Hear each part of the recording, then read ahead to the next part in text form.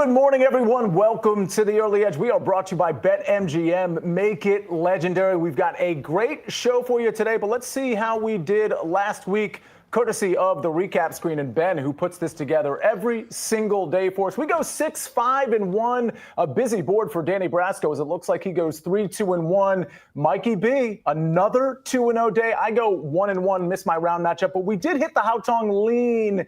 Don't forget about that. And then we hit the 72-hole matchup, Gerard over Thor Bjornsson. All right, ladies and gentlemen, we're trying to kick off your Monday with a lot of great picks, setting up the week for you, setting up the day for you, but just setting up the vibes as well. Let's bring in the stars of the show, as we've got a great Monday cast as usual. Tom Casale, Buckets, Jeff Hochman, Propstarz. Jeff, I want to start with you because we were talking pre-show. It's finally Super Bowl week. Now, you came with a hockey play for today, but how you feeling? We're kind of on the doorstep of the Super Bowl. Yeah, I'm excited. I can't wait for the Super Bowl, obviously, right? It's the culmination of the whole season here. This week's going to be very important with the practice reports. How is Robert Spillane looking in practice? How is Ernest Jones looking for Seattle in practice? But yeah, I'm fired up. I can't wait to watch the Super Bowl on Sunday. And then we look forward to March Madness and baseball with pitchers and catchers reporting soon, right? And our golf tournament, I believe, starts this week. The Splash Sports contest, the one and done, right? That's right. Splashsports.com/wedge. That starts this week for the Waste Management Phoenix Open. I've got an early wedge outright, if you will, today. Propstars, we've got the prop show on Friday, I believe, at 3 o'clock like normal. Have you put in, are you waiting to see that injury report before you put in more plays? How are you feeling about assessing the Super Bowl from a prop standpoint? Yeah, obviously it's a big game, high stakes, a lot of eyeballs on it. I think at this stage of the season, though, Sia, these prop lines are incredibly sharp. The landscape increases exponentially, a lot more interesting, creative opportunities out there, if you will. So certainly some stuff that has caught my eye. I really like some of the newer categories that are being introduced, like, for instance, when two players are pitted against each other, who will have more rushing yards, George Holani or Travion Henderson, something I found locally on my book. So, yeah, I think there's some opportunities to be had for sure. Buckets, we're going to get to your picks in just a second, but I have to reveal what happened immediately prior to the show. You asked, when is the Super Bowl? And you haven't gotten an answer yet. How are you feeling about the big game? Well, I know it's sometime between this upcoming Sunday and 3 months from now, so I got to figure out where in that window I'm kind of locking in. But I'm excited, and go Seahawks. All right, go Seahawks. All right, we're rooting for the Seahawks for some reason. Tom Casale, let's start with some picks. We're actually going to kick things off with you. It's not a big college basketball slate. There's one big game, in my opinion, that we'll talk about. I'm sure we already have questions in the chat about. But you want to go to a smaller game today, Stephen F. Austin. Yeah, smaller. This is for the Southland Conference title. This is a huge one. It's McNeese State and Stephen F. Austin. They're fighting for the top seed in the Southland Conference tournament. McNeese beat them at home 66-64 earlier this season in a game that went down to the final possession. And I can't tell you how even these two teams are. I mean, that doesn't surprise me that they're going down tied late in the game. Both teams very good defensively, good rebounding teams. Different kind of strategies, though, in the tempo. McNeese wants to get out and run, create turnovers. Stephen F. Austin wants to play slow. They want to lock you down defensively. So this line opened at +3.5 for Stephen F. Austin. So I gave that out right away. I actually made them -1 at home. We've seen that line drop a little bit. If you can still get +2.5, I would play it for a full unit. If you can only get 1.5, I'd probably go down to a half unit because to me, the value here was getting a couple points in a game that's going to be close. I do like Austin to win. I think right now, I think McNeese was opened as a 3.5-point favorite based on their name recognition and that they won that first game. I just think at home, Stephen F. Austin is going to be able to get that slower pace, but that's what I would watch if you're interested in betting this live, is how's this game going in the first 10 minutes? Is the score 10-8 or is it 18-15? You know, if Stephen F. Austin can slow this game down and hit the boards because they're a very good defensive rebounding team, limit McNeese to one shot, limit those second chance opportunities. I think they get the win at home, but try to get at least 2.5 here. Yeah, I was going to say, you might have mentioned this. Did you put this out on SportsLine when it was 3.5? Okay. And you also put that in the SportsLine Discord as well last night, correct? Yes. Okay. Big advantage to becoming a SportsLine member. You're going to get the best of the line when Tom has the best of the line. So just an FYI there. That goes for everybody on this screen. Frankly, Buckets, talk to me about a couple of plays on the pitch. Absolutely, Sia. We are starting in the Premier League as 11th on the table. Sunderland are hosting 19th on the table. Burnley. It is a battle between two newly promoted sides. And so, of course, to no one's surprise in the slightest, I'm going with both teams to score at plus 100. But there's a couple reasons I'm doing this. Number one, Sunderland are the better team, especially when playing at home at the Stadium of Light. They've played 11 matches at home this season, and they have not lost yet in those 11 matches. They've only scored 24 goals this season, but 18 of those goals came in those 11 home matches. This is one of those clubs that when they play at home, they're just on a different level than when they play on the road. They're hosting a Burnley side. Burnley, when playing on the road, bit of an opposite here, have gone over 2.5 goals in 73% of their road matches. They're in the relegation zone. They are desperate for points right now. I think this is going to be a high-scoring shootout, and I've got Sunderland winning this one 2-1, maybe even 3-1, but I love both teams to score here. For our second bet, we go to Casale hosting Porto in the Portugal Premier League, and we are watching this Porto side who I am not a fan of because I am a greedy little piggy American here who loves goals. I want every game to end 5-4. I want both teams to score. I want over 2.5, 3.5. I want all the goals in these kind of matches. But the way Porto play just doesn't work with that. Porto have played 19 games. They've conceded 4 goals over their 19 games, but they've scored 40. So they are absolutely bearing their opponents. I'm going with Samu Omarodian, who also might be listed on your book as Samu Aguahoa, anytime goal scorer at minus 110. He has 12 goals in his 17 starts with the club. He is their penalty kick taker, and he has 5 goals from the penalty spot already this season. Porto tends to get favorable calls for whatever reason.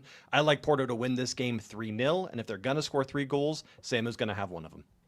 All right, we got a couple of picks, including an anytime goal scorer pick from Buckets. Jeff Stenberg has a question. Buckets, do we like Sunderland team total over 1.5 at even money? Will the Stadium of Light give me my mortgage payment that's due today? I remind people all the time, I am a $10 a unit bettor. I am not putting my mortgage on anything.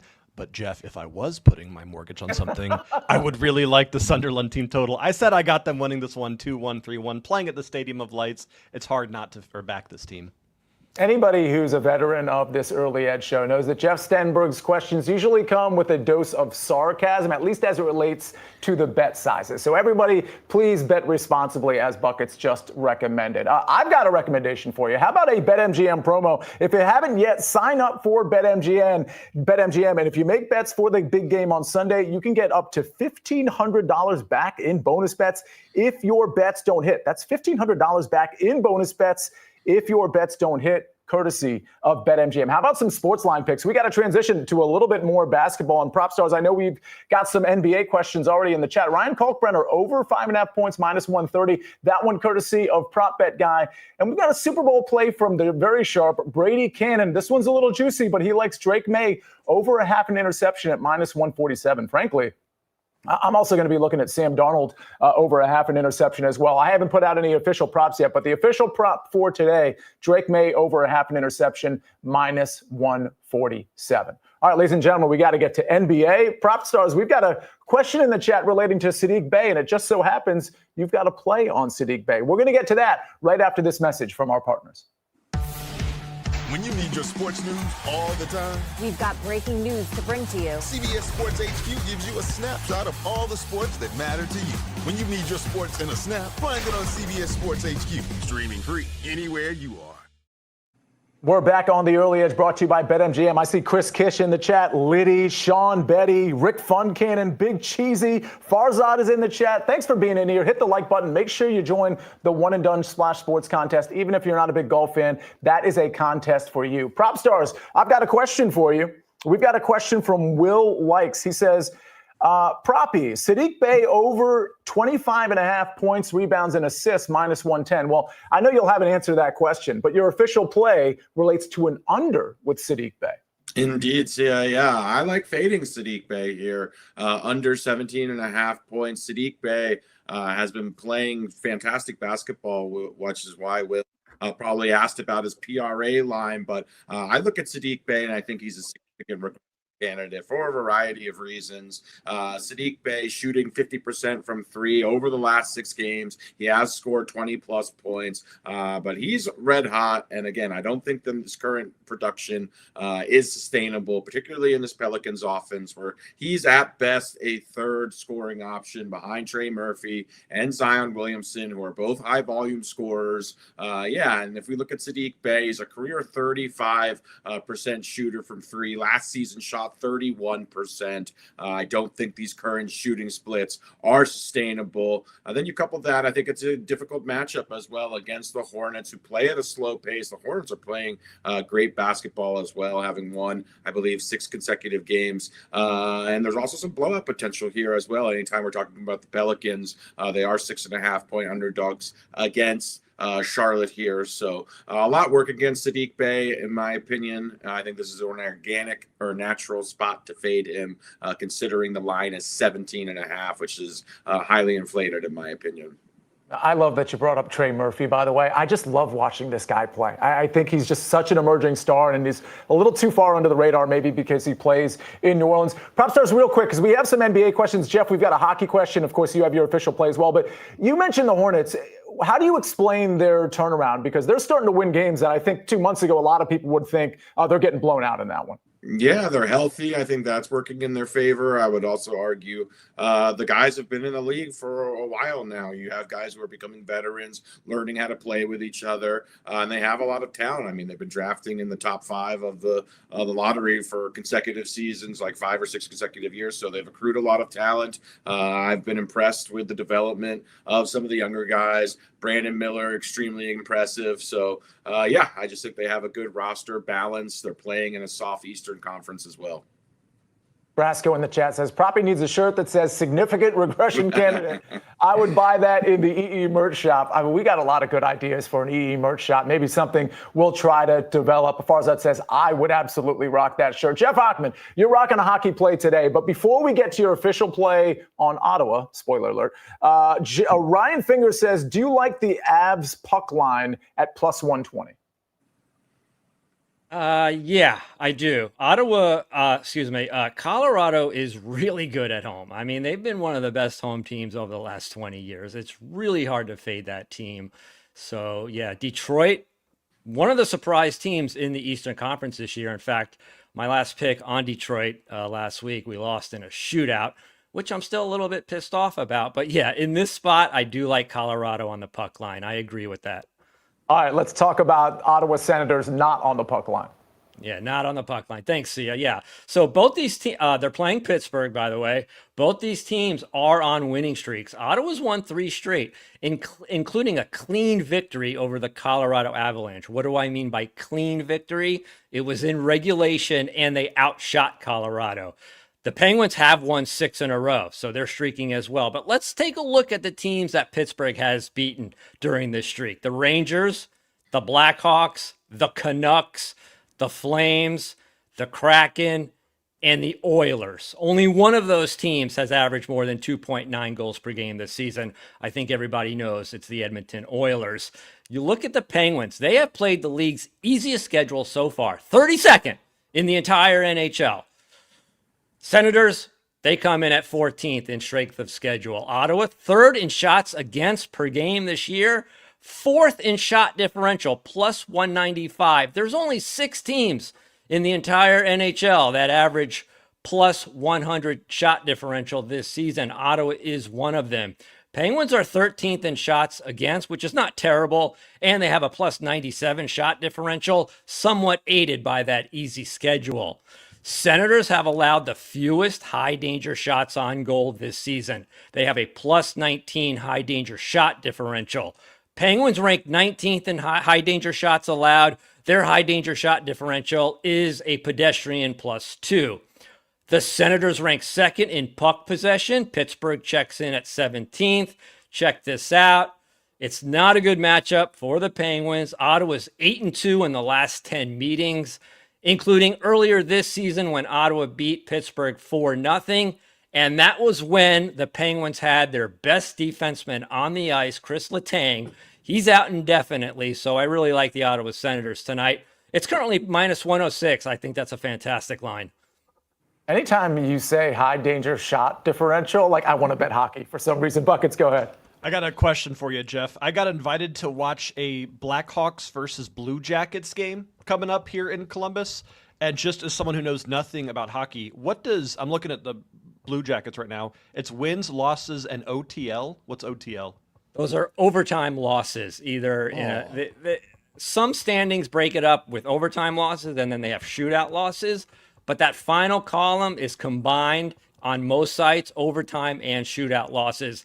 And you mentioned that Pittsburgh, they're one of the leaders in overtime losses. They have 11. Anytime you see a team in the NHL with a lot of overtime losses, it's a red flag. Okay, good to know.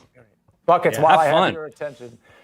have your attention, Joseph Rackett wants to know, he's pointing out Sunderland money line in both teams to score is plus 310. Any thoughts there? There's like 10 questions in the chat all about this same damn Sunderland game. So let's just address everything at once. I think Sunderland win this game. I think both teams to score does hit, and I think the over hits. So if I'm looking at that kind of 2-1, 3-1 score line, I do like this money line, both teams to score combo. I also like the team total, both teams to score at combo as well there. I'm just expecting goals here, but again, be responsible. You don't need to have 8 bets on this one game. Find your spot and just sit there.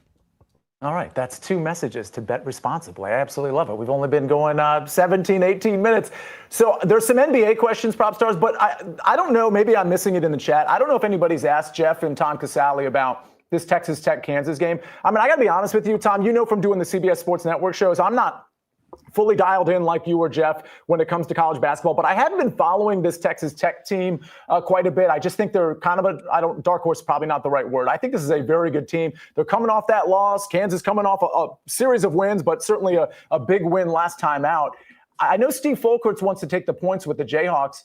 I kind of like laying the points with Texas Tech. Tom, I'm going to go to you first. Any thoughts here? Yeah, listen, Kansas is playing better than they were earlier in the season, but I still think there's going to be opportunities to go against them on the road. I don't know how strong the Big 12 is top to bottom this year. I think there's a couple of good teams there. It's going to be an interesting tournament because one of the things I'm seeing in college basketball the last couple of years with the new changes is the middle parts of these conferences are terrible. The middle part of the Big 10 is awful. Those teams are terrible. They're not going to do anything in the tournament. So I think it's going to be an interesting game here tonight. Texas Tech was in a terrible spot on Saturday, right? They went on the road in between big games. I like them to win tonight, but the line is too high. Like it's up to like 4.5 in most places, right? So for me, I would rather take, if you like Texas Tech, as a piece in a money line parlay. It's going to be a close game. And in close games, 4.5 is a lot. Like I said that about the Kansas BYU game this weekend. Now, I know that wasn't that close, but BYU made that run at the end, right? Where now you're starting to think, geez, I'm laying 4.5 here. I'm in a little bit of trouble. So even in a game like that, 4.5 is a lot. I just think it's too much. The line's a little bit too big. I thought it should have been closer to the opener at 2.5. I see you vigorously nodding your head there, Jeff Hochman. I'm putting this out there. And again, I'm not as sharp in college basketball as you two. Texas Tech wins this one by 10 points. Jeff, you vigorously disagree with me. Yeah, I agree with Tom. I think this line is completely out of whack. We know Texas Tech loves to shoot the 3 ball, right? They're very good at it. They're number 1 in the Big 12. But I think Kansas is really good at defending the 3, and they have an overall defensive metrics that, are much better than Texas Tech. Is the public overvaluing Texas Tech's home field? Yeah, they're 11-0, right? But my model had this game at 1.5. I think KenPom has it at 2. I gotta take these points. 4.5 with Kansas. Bill Self, all day. Hey, smash the like button for Mike McClure, who's also in the chat with Larry Hartstein, with Danny Brasco, and maybe some others that I missed just from the SportsLine family. He says, if you're listening to the audio version of this show, he says the line should be Texas Tech -3. Now, listen, I'm trying to make a splash with my 10-point thing. I'm not saying the line should be 10. I just think it's a good spot for Texas Tech to rebound and for Kansas to be humbled a bit on the road. But again, Mike McClure thinks this line should be 3, and both Jeff Hochman and Tom Casale, you think that the 4.5 is certainly too big of a line. Let's get to some more NBA questions, but first, let me give you an early wedge outright. I'm going to go with the WM Phoenix Open. We're going to have a lot of coverage. We've got the early wedge tomorrow at 7 o'clock. We got the Splash Sports contest that starts this week. I'm going to go with Cam Young in the without Scotty Scheffler market. You all know me. I'm not challenging Scotty Scheffler. Not going to be that guy that puffs their chest out saying, hey, I'm playing the with Scotty market. I'm just not going to do that. I want my guys to be relevant on Saturday and Sunday. With that said, I think Cam Young is, listen, last week was his first tournament back in 2026. He played pretty well, made the cut, finished, I think, in the top 25. It was day 3 where he lost a lot with the short game. But again, his first tournament back in 2026, I think he fared pretty well considering all the big names that missed the cut. Xander Schauffele, Ludwig, Cantlay, a lot of big names missed the cut. I think Cam Young is perfect for the WM Phoenix Open. I think he's going to be great off the tee, and I think he's going to be great with the putter, and those are 2 ingredients that you absolutely need at this course, at this tournament. So give me Cam Young and the without Scotty Scheffler market. That's just going to be one of at least 3 or 4 outrights that I'm going to have on the early wedge as well, but wanted to get an early one out there for you. Let's go to, we have a Propstarz. We got a special appearance. Who's that? This is my father-in-law's cat. This is Nala. Nala. Okay, and so how many cats do we have in the home right now? We have 2 cats here presently. We have a Nala. All right, let's get to some NBA questions. Alperen Sengun, this is from Big Cheesy, who we know is super sharp. Sengun, Kawhi Leonard, 20-plus points, 2-man parlay, -125. Yeah, I could see. I'm apprehensive to parlay anything that's not correlated personally, but Kawhi's playing great basketball, Sengun as well, so I think it makes sense. Buckets, B.R. Marianen is trying to get me to fumble over his name and this question. Can you handle this question for me? I can handle this as well as the other 2 footy questions we have here, Sia. I'll take care of this, don't you worry. He's asking about the Casale versus Fenerbahce matchup taking place this afternoon. Exactly what you were going to say. I'd stay off of it. I'm not betting Turkey right now. Sorry for the 3rd bet responsibly rant in a row, but at the end of last year, 149 referees were suspended by the Turkish administration for gambling on the matches that they were reffing. If they already got 149 out of there has to be more, so I don't want to bet, people always say all the time they lose a bet, like it was rigged against me. These might actually be rigged against you. So just be careful. If you're going to bet on that one, I'm staying off of it. For the Mallorca game, over 2.5 goals is currently +125. I absolutely love that line. Mallorca, when playing specifically at home, this team that plays on an island and used to be cagey, is just having slugfest after slugfest. Their last 4 matches at home have not only gone over 2.5 goals, but they've also hit both teams to score, with 3 of them going over 3.5 goals. And then finally, buckets, Braga and Porto, both over 1.5 team total is +116. Both playing teams that are winless at home. Thoughts? Absolutely love that bet. I've got Porto winning this 3-0. I've got Braga winning it 3-0, 3-1. I think that's a great way to get some value in a playable parlay there. Jeff Stenberg says, good news from me. I can referee Turkish soccer. Danny Brasco says, the turkey has gone bad. Propstars, we do have a prop question. I encourage everybody, if you have an NFL prop question, put it in the chat, whether it's today, tomorrow, or through the week or a weekend if you see some special shows. Trevion Henderson from Steve Folkerts, he's asking over 16.5 rushing yards, -115. We know at this point, Trevion took a significant backseat to Ramondre Stevenson. That's part of the reason I had the Stevenson over rush attempts last week. Any thoughts on, because you mentioned Holani, you mentioned Trevion when you were talking about different types of markets. Any thoughts on Trevion Henderson's role this week?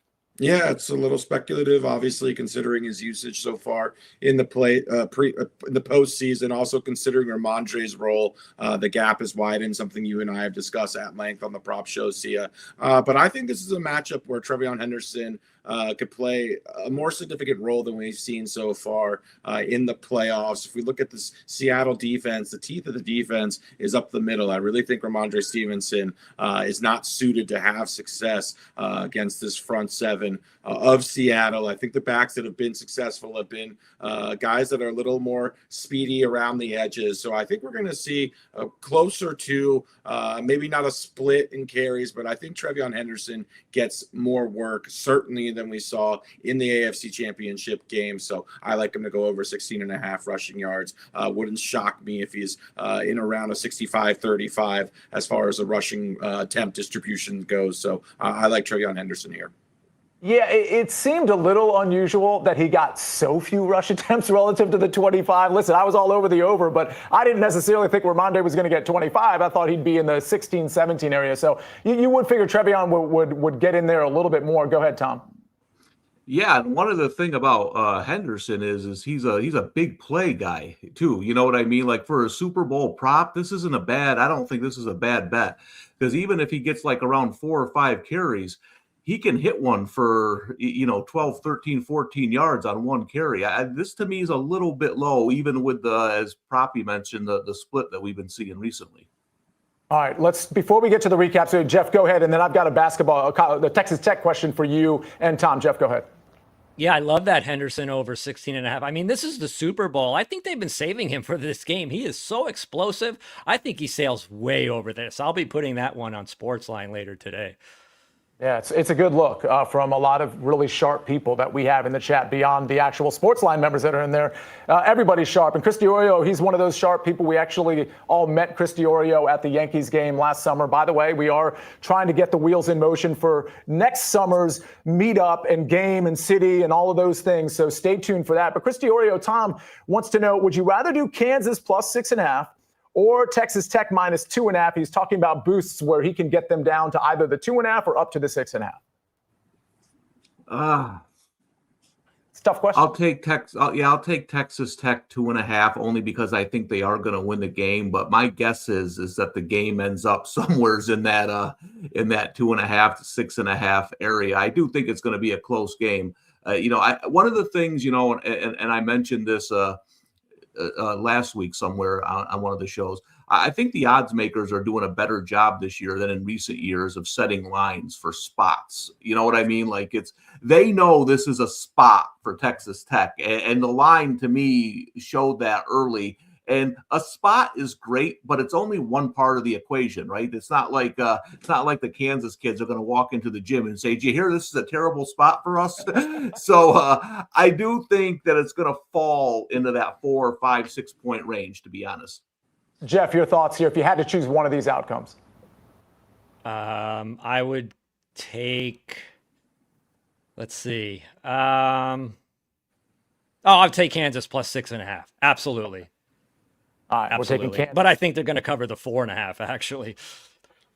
Buckets, any thoughts? Before we get to the recap screen, any more questions that I might have missed? Not a question that you missed, but kind of a bonus lean for everyone in the chat. In Poland, there's a match taking place today between Sia, I know you know how to pronounce this, but I'll do it anyways. Brukbet Termalicja are playing Cracovia in Poland today.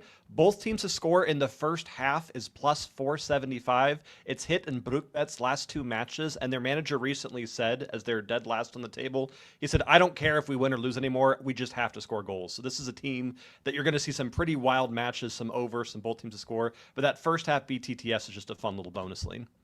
All right, speaking of bonus lanes, a lot of interesting novelty props in the chat. Best or the Gatorade color. Jeff Stenberg saying plus 400. We got MVP thoughts, which again, we're going to sprinkle a lot of Q&A about stuff like this on the show. We'll probably have some official picks. I want to know, people are talking about the Winter Olympics. We're going to sprinkle some of those picks on this show as well. So we'll be dialed into everything sports related. But Proppy, I mean, kind of a silly question coming from Jeff Stenberg. No surprise there. He says, I've got the Gatorade color blue at plus 400. He wants your Gatorade angle. I would love to know, who determines that color, and if it's the equipment manager, and basically who we need to pay to get some inside information.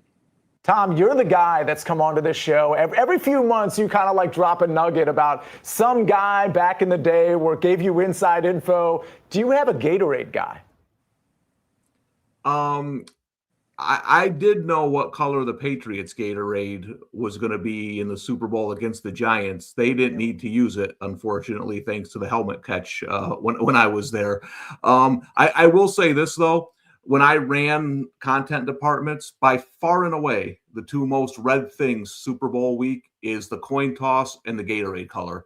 Those are the two things people bet on the most. I know they can't bet a ton, and I know it's not. But when you're looking at why the Super Bowl is so popular, that's why. Because people who don't bet love betting that stuff. And I'm with you, baby. Give me the blue. I'll take blue this year. Please never pay vig on a coin toss, though. Yeah. So, in other words, it's got to be even People money. just love it, and they love it. I mean, it's like I say, just bet it at home. Like me and the kids, we bet at home. We're not paying no vig, baby. We're just heads or tails. I love how behind the plus 400 you were on the Gatorade color. Tom, Jeff, go ahead. Does anybody remember what the color was last year? Wasn't it purple? I thought it was yellow. I could be mistaken. Because it's never the same color 2 years in a row. So whatever it was last year, don't play that this year. It was yellow. You know how I know yellow? that? I got our board from last year sitting right here, and one of my kids guessed yellow for the win. I had to pay him $50. I would go with blue. Since I came with blue today, I would go with blue. We start the Dodger show. blue. We start the show talking about how you should bet responsibly. We end the show with, hey, Gatorade color plus 400. You got it back. And heads or tails, you got it back. But those are fun novelty bets you make once a year. And frankly, the maxes on those things are pretty low. So nobody can put down serious money. I knew it, Tom. I knew you had a Gatorade guy. And if not for David Tyree, you would have won a little bit of money in that Super Bowl. Buckets is like checked out. He's like, I don't know what anybody's talking about right now. Buckets, before we get to the recap screen, your response? Any analysis here? I did pay the vig last year on the coin toss and lost, so I get it. Let's hit the like button for Buckets and all of this analysis. We got Talkback Tuesday tomorrow. We're going to do a lot more Q&A, and if you want to bring your Super Bowl questions, then bring your Super Bowl questions. Any sport you got, we are going to cover it this entire week. We do it every day on the Early Edge. Make sure you hit the like button when you're near, and don't forget to join that Splash Sports contest. All right, let's get to the recap screen and get everybody out of here and on with your Monday. I've got an early wedge outright pick going in the outright department without Scotty Scheffler. Cam Young at around 20-1. I've got 20.5-1 here. Again, that's WM Phoenix Open, a great tournament that we're going to be talking about all week. We go to soccer, Sunderland versus Burnley. Both teams to score at even money. And, here we go. Buckets, we're going to go with, Casapia versus FC Porto. And Samu, you take it from here. Omarodian, anytime goal scorer at -110. Thank you, sir. Stephen F. Austin, plus 2.5, -115 from Tom Casale. Don't forget, he put that in the SportsLine Discord at 3.5 and in the SportsLine Discord at 3.5 late last night. Make sure you're a SportsLine member, sportsline.com/join. Sadiq Bey, under 17.5 points, -122 from Propstarz. Ottawa Senators money line, -106 from Jeff Hochman. Two SportsLine picks. We got Ryan Kalkbrenner over 5.5 points at -130. That one courtesy of Prop Bet Guy. And Super Bowl, we're going to have props all week, folks. Drake May over a half an interception. Juicy, but we like it. -147 from Brady Cannon. What a great show. Thanks, everybody, for joining us. Thanks for participating in the chat. That's the part we love the most. Thank you, Propstars, Jeff Hochman, Buckets, Tom Casale. We had a cat appearance in here. We got Ben's on the 1s and 2s and 3s and 4s, and all of you in the chat. Really appreciate you every single day. We'll do it again tomorrow at 10 o'clock. We rest our case.